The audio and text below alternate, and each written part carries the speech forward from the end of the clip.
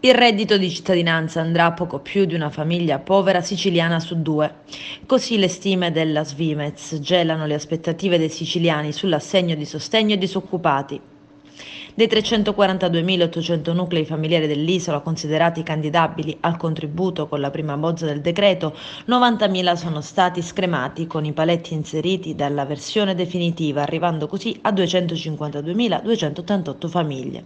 Ma per il centro studi le risorse bastano solo per 181.817 nuclei. Risultato, secondo la Svimez, 161.000 famiglie della prima stima non potranno ottenere i fondi, quasi la metà. Non tutti peraltro riceveranno l'assegno pieno.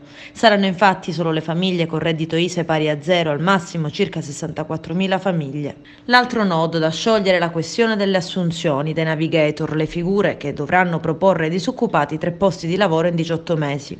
All'Ars c'è una mozione per proporre che l'incarico sia affidato ai 1.700 sportellisti rimasti fuori dal sistema della formazione. Proposta bocciata dai 5 Stelle. Il leader dei grillini in Sicilia, Giancarlo Cancelleri, propone invece che il concorso per le assunzioni dei navigator assegni agli sportellisti un punteggio aggiuntivo per la loro esperienza. Nei giorni scorsi la Giunta ha stimato in 385 le assunzioni di orientatori necessarie per far funzionare a regime i centri per l'impiego, ma al momento non ci sono soldi per stipulare i contratti da 18 mesi.